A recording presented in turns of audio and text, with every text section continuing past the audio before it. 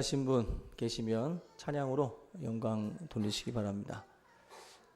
없으시면 바로 말씀 들어갑니다.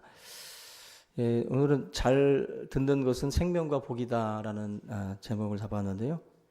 요즘에 우리가 그 불통이라는 말들을 많이 씁니다. 소통이라는 말씀도 쓰지만 불통의 시대라는 말들을 많이 하는데, 그만큼 상대방의 소리에 귀를 기울이지 않고 귀를 막고 어찌 보면 한쪽에서만 이야기를 하는 거죠.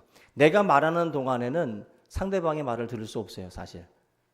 우리가 내 말을 멈춰야 다른 사람들의 말을 들을 수가 있습니다.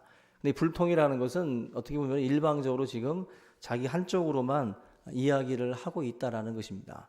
그런 면에서 우리가 상대방하고 같이 또 사람들하고 같이 있을 때에도 소통이 가능한 사람이 누구냐, 또 도저히 불통인 사람이 누구냐 할 때 아마도 대화가 안 되는 사람들이죠. 대화가 이야기를 하더라도 자기 말만 하고 있는 사람들이에요.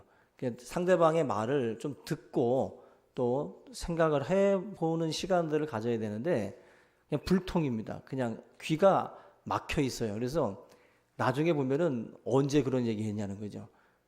한번 들으려고 하지 않는 거예요. 자기 얘기하느라고 다른 사람들의 말을 전혀 안 듣는 겁니다. 그래서 이 듣는다라는 거, 이 들음의 중요성 굉장히 우리가 신경을 써야 될 부분입니다.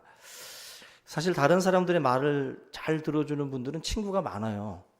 그래서 그런 분들은 수시로 불러내죠. 수시로 불러서 그와 같이 이야기하고 싶어 합니다. 그만큼 말을 많이 들어주니까 듣는 귀가 발달되어 있는 분들은 당연히 사람들이 많이 모이게 되어 있습니다. 그래서 이 불통인 사람들은 사람이 없어요. 사실 불통인 사람들은 같이 있고 싶지 않은 거죠.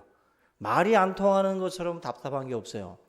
그 바벨탑이 결국 말이 안 통하니까 흩어지잖아요. 모일 수 없는 거예요.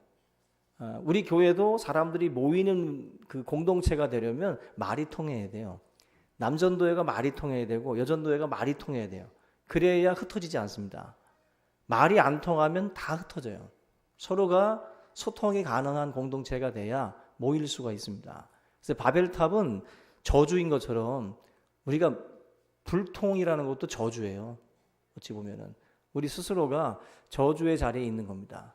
아무쪼록 우리 충신교회는 소통이 잘 되는 교회가 됐으면 좋겠어요. 서로가 소통이 잘 돼서 목회자와 또 우리 성도님들과의 소통도 좀 잘 되고 또 성도들 간에 소통이 잘 돼서 이게 그 소통이 막히면 오해가 있는 거죠.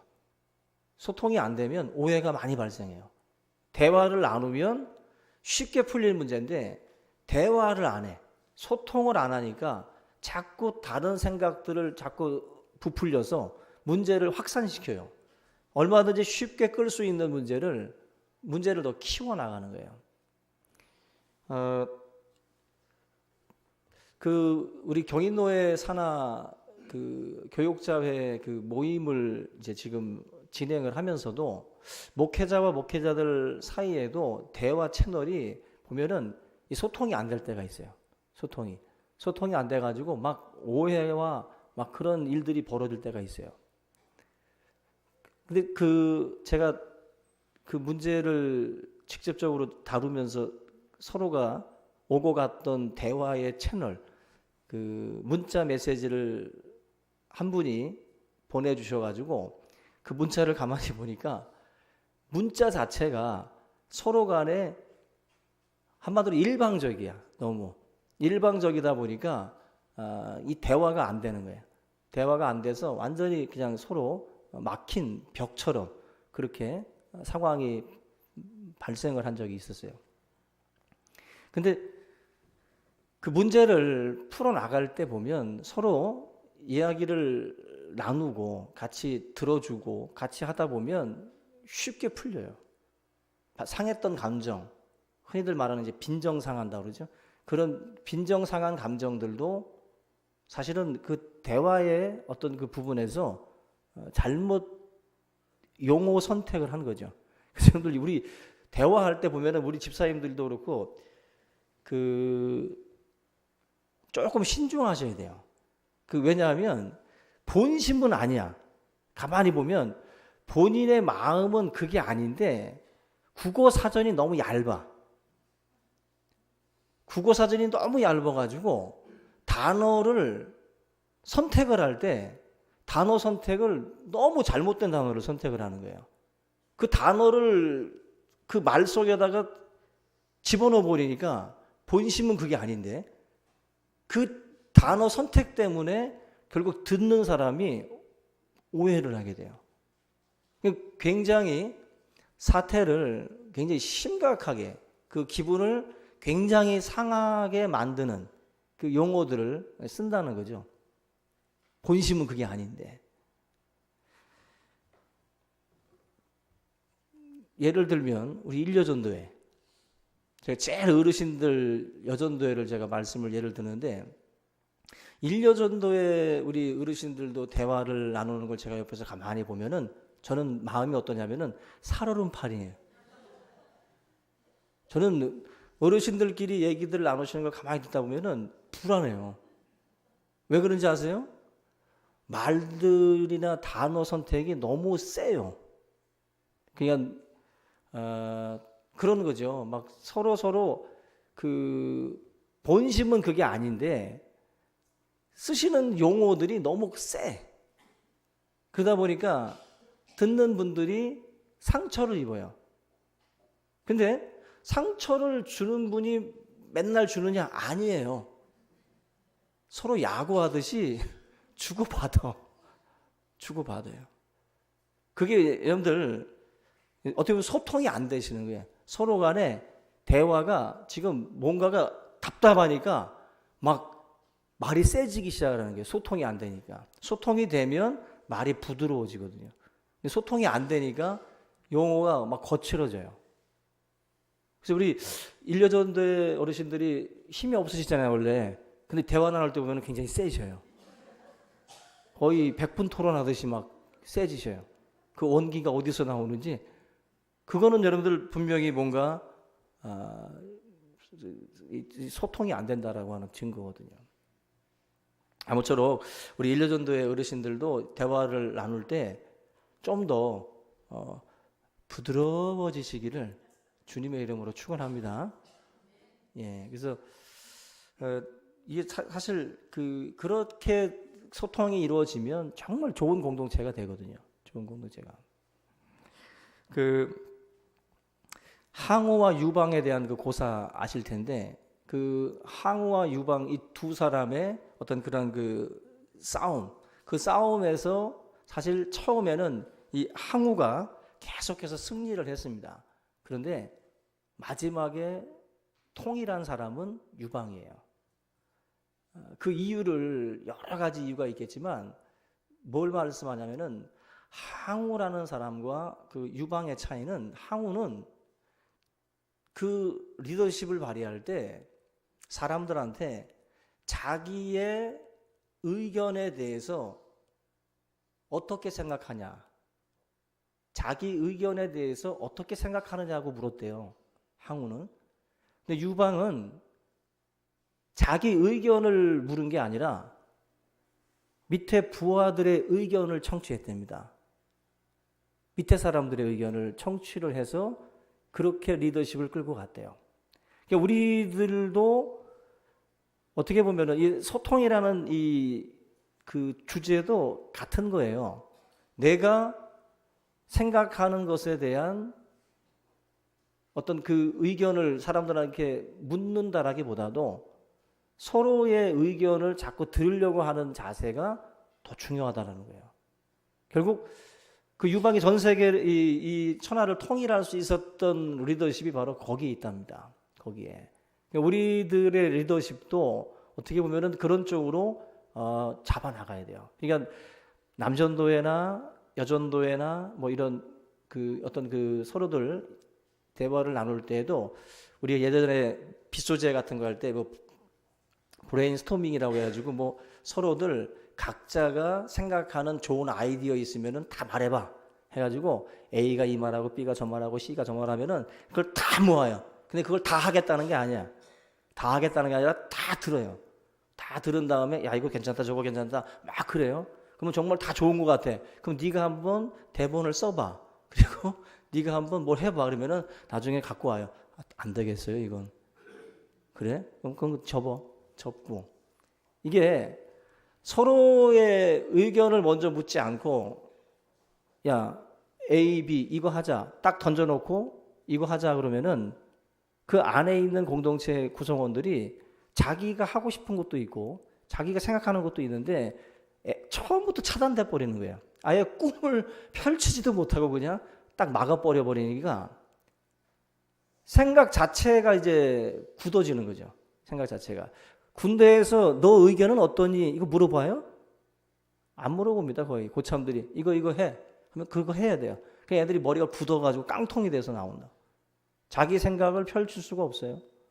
교회 공동체 안에서도 만약에 서로 간에 소통이 없이 일방적으로 여러분들이 속한 회를 만약에 끌고 간다고 한다면 그거는 굉장히 안 좋은 어떤 그런 그 반향을 일으킬 겁니다.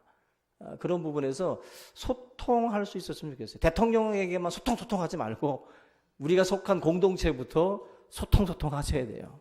그래서 대화가 통하는 공동체가 되셔야 돼요. 임원들하고도 얘기해봤자 소용없어 저것들 아우 말도 안 들어. 그러면 안 된다는 거예요. 뭔가 임원들하고 얘기를 나누면 임원들이 한번 우리가 생각해 보겠다고 좋은 의견이라고 받아줘야죠. 받아주고 심사숙고해보고 뭔가 그런 식의 진행이 돼야 분명히 좋은 방향으로 간다라는 거예요. 우리가 그 성경 말씀에서도 그런 들음에 대해서 많이 이야기를 하잖아요. 그 듣는 것에 대한 그 실험이 있는데 영국의 생물학자입니다. 네구스라는 분이 새들의 이 청각에 대해서 연구를 하면서 흥미로운 실험을 했는데 이분이 그 두 마리의 그 새, 어치의 알을 울새의 둥지에다 넣어놨대요. 어치의 알을 울새의 둥지에 넣어놨는데 그 어치가 나중에 부화가 돼가지고 나왔을 때 울음소리를 울새의 울음소리를 내더래요. 울새의 울음소리. 근데 반대로 울새의 알을 어치의 둥지에 넣어놓으면은 울새가 부화돼가지고 어치의 그 소리를 낸답니다. 그런데 신기하게도 뻐꾸기도 자기 둥지가 아니라 남의 둥지에다가 알을 까잖아요. 근데 이 뻐꾸기가 뭐 쥐바퀴라든지 뭐 이런 들까치 이런 데다가 자기 새끼를 넣어놓으면은 그 실험 결과에 따라서 결국 그 뻐꾸기의 새끼도 부화가 되면 뭐 다른 새의 그 소리를 내야 되잖아요. 근데 신기하게도 이 뻐꾸기는 자기 소리를 낸답니다. 뻐꾸기 소리를. 이유가 뭐냐면은 그 뻐꾸기 어미가 시간마다 그 둥지에 온대요. 나오기 전에, 부화되기 전에 이 뻐꾸기는 계속 남의 집에다가 자기 새끼를 넣어놨지만 그 둥지에 수시로 와가지고 거기서 자기 울음소리를 들려준대요. 그래서 결국 그 뻐꾸기는 부화가 돼서 나와도 자기 소리를 낸답니다. 결국 계속 그 결과도 마찬가지예요. 그러니까 계속 들었던 소리를 낸다라는 거예요. 그 듣는 것 자체가 그만큼 영향을 받는다라는 것입니다. 그래서 사람은요, 새도 결국 그 듣는 소리에 의해서 그렇게 만들어지는 것처럼 사람도 그 들음을 통해서 소리를 통해서 만들어진 거라고 말을 해요. 여러분들도 요즘 애들은 뽀로로 보고 자라잖아요. 옛날 애들은 텔레토비 보고 자랐고 그 각자가 이제 듣고 보고 자라난 것들이 다른데 결국 한 사람이 만들어질 때 인격이 만들어질 때 소리를 통해서 만들어지는 거예요. 뭘 듣고 뭘 배우면서 그가 성장을 했는가에 따라서 결국 그 집이 만들어지는 거예요. 그래서 듣는 것이 굉장히 중요합니다. 성경에서도 들음을 강조를 하는데 단순히 듣는 게 아니라 믿음은 들음에서 나고 들음은 그리스도의 말씀으로 말미암는다. 결국 듣는 것도 중요하지만 이제 뭘 듣느냐가 더 중요한 거예요. 뭘 듣느냐. 결국 한 사람을 만들어가는 것처럼 믿음의 사람을 만들어가는 것도 듣되 하나님의 말씀을 들어야 돼요. 하나님의 말씀을 들어야 우리가 믿음의 사람이 만들어져요. 그래서 예수님께서도 우리에게 들을 귀 있는 자는 들어라. 결국 듣는 귀가 되라는 거예요. 듣는 귀. 하나님의 말씀을 듣는 귀가 돼야 된다. 결국 듣는 귀가 되면 그 사람은 복 있는 인생이 될 수 있어요. 생명의 역사를 일으킬 수 있어요. 그래서 저나 여러분들 목회자들도 하나님 말씀을 많이 듣습니다. 저도 지금 말씀 설교를 지금까지 얼마나 많이 했겠어요. 그런데 그래도 계속 듣거든요. 말씀이라는 거는 계속 들어야 돼요. 저 여러분들이 들으면 들을수록 지겨워지는 게 아니라 들으면 들을수록 더 하나님의 은혜가 달고 오묘해져요. 여러분들이 하나님의 말씀을 자꾸 듣는 자리를 사모하셔야 돼요.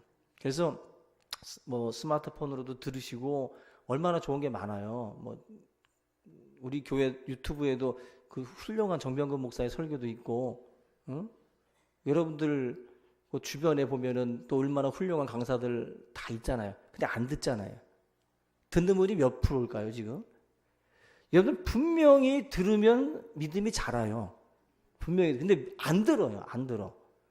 수만 편의 영화는 봐도 그 하나님의 말씀을 듣는 것은 이상하게 힘들어요. 그 성경책 겉장 넘기는 것이 힘든 것처럼 그 하나님 말씀 영상 하나 그 플레이 누르는 것 자체가 그렇게 힘들어요. 근데 믿음은 분명합니다. 들으셔야 돼요. 듣지 못하면 믿음 안 자랍니다.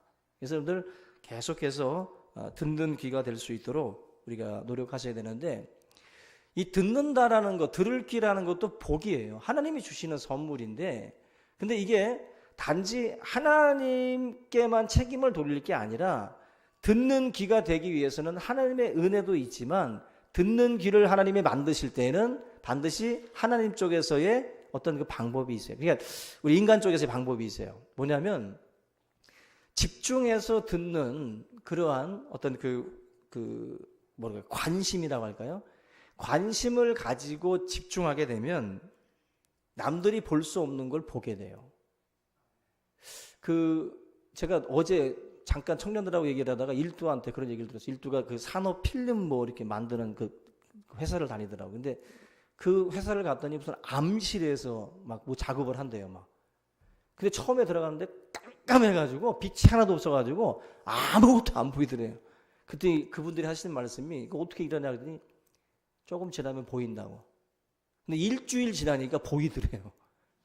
일주일이 지나니까 뻥처럼 보이도 하는데 형광등 불을 끄고 나면 형광등 그 불 잔상이 그 공간을 막 돌아다닌다네.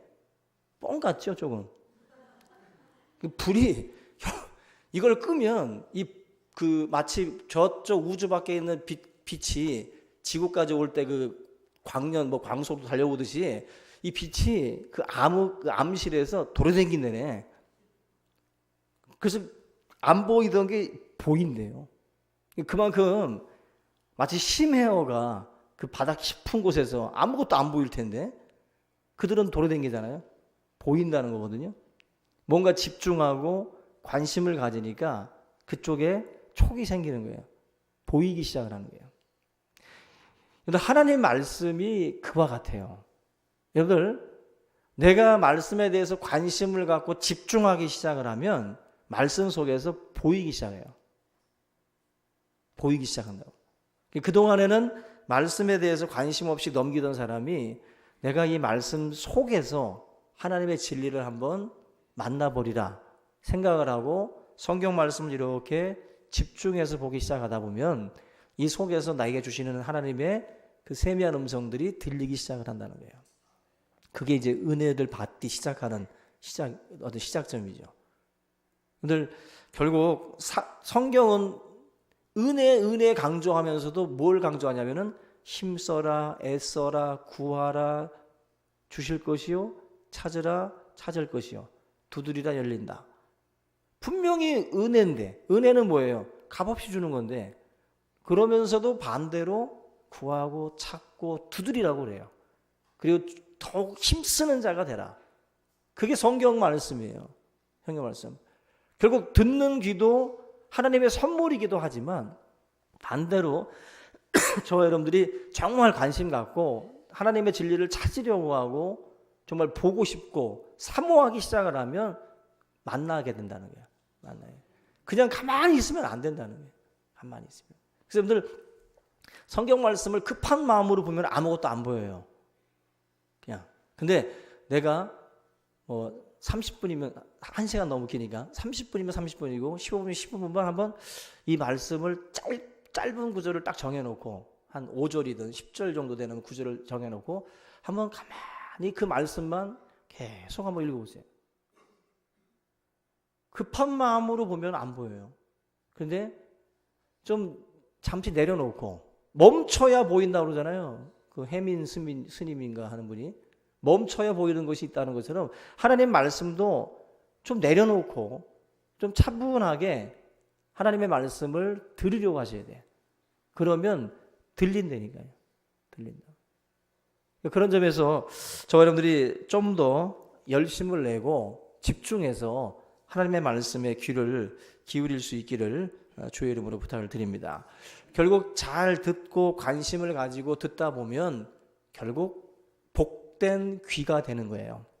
그래서 좋은 땅이 있는 것처럼 좋은 귀가 돼서 정말 그 귀는 들으려고 하면 들리잖아요. 뭔가 관심을 갖고 들으려고 하면. 그런 것처럼 좋은 밭이 되면 하나님의 말씀이 그 귀에 담겨져요. 담겨져서 결국 열매를 맺는 삶이 가능해진다는 거예요. 우리 성도님들의 그 삶에 하나님 말씀을 만난다라는 것이 어떤 의미인지를 여러분들이 좀 경험할 수 있기를 주의 이름으로 축원합니다. 제가 재미난 얘기를 해드릴게요. 1983년에 제가 83년에 제가 저쪽 시골 서신에서 그때 무슨 봉황대기인지 대통령인지 하여튼 그 고교 야구를 보고 있었어요.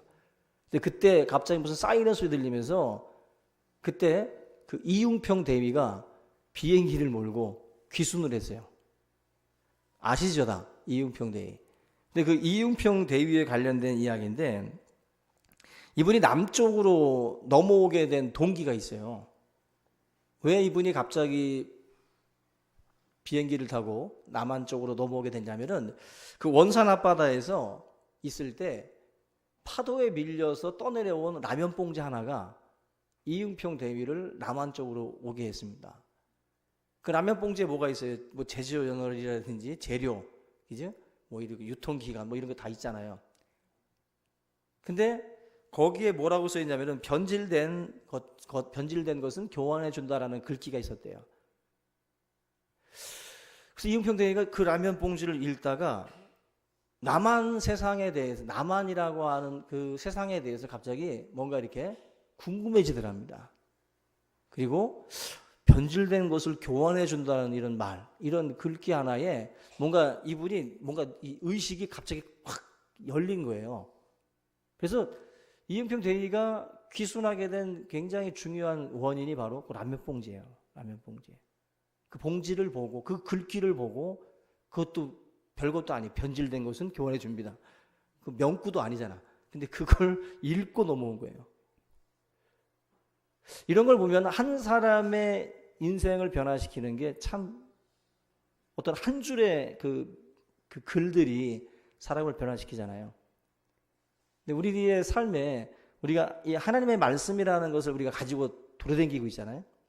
근데 여러분 이 안에 얼마나 많은 것들을 하나님이 담아 두셨을까를 생각해 보면 이 말씀을 안 읽을 수가 없는 거예요.